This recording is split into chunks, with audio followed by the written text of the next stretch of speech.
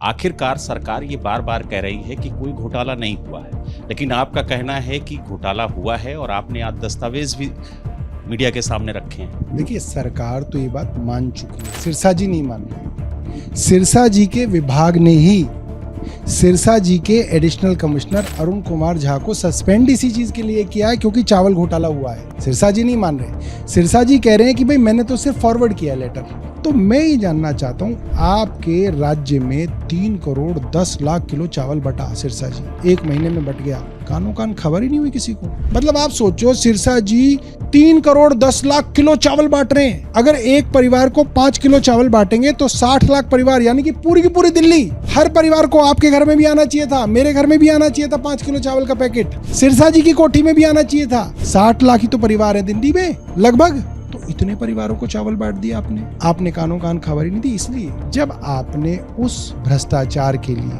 अपने एक अफसर को सस्पेंड कर दिया, एडिशनल कमिश्नर को सस्पेंड कर दिया, और वो एडिशनल कमिश्नर कह रहा है कि मैंने जो किया वो सिरसा जी के डायरेक्शन पे किया, उनसे चर्चा करने के बाद किया, तो सिरसा जी के ऊपर नहीं होना चाहिए कार्रवाई? इनको भी तो बर्खास्त होना चाहिए, इन पे भी तो कानूनी कार्रवाई होनी चाहिए, वो क्यों नहीं हो रही? तो फूड कॉर्पोरेशन ऑफ इंडिया को ये लगा कि दिल्ली सरकार चावल ले रही है इस कॉर्पोरेशन के थ्रू दिल्ली में चावल बांटने के लिए, और यही बात कॉर्पोरेशन ने उस चिट्ठी में लिखी जो सिरसा जी ने पढ़ी, जिसके ऊपर उन्होंने फॉरवर्डिंग करी। तो जब वो चावल बटा नहीं और वो हरियाणा में बिक गया, तो सिरसा जी ने क्यों नहीं अलर्ट किया उसके लिए कि भाई इतनी बड़ी चोरी हो गई मेरे विभाग के अंदर?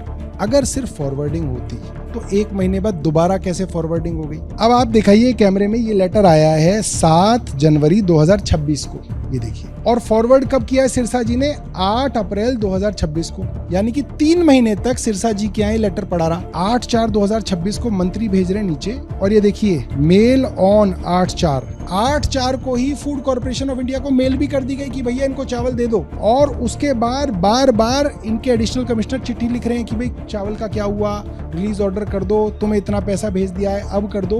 तो ये नॉर्मल फॉरवर्डिंग नहीं थी। दूसरी बात, एक बार आपने फॉरवर्ड कर दिया, गलती से कर दिया मान लिया, अगले महीने 8/5 को यानी कि मई में दोबारा से यही चिट्ठी निर्मया की आई सिरसा जी के पास।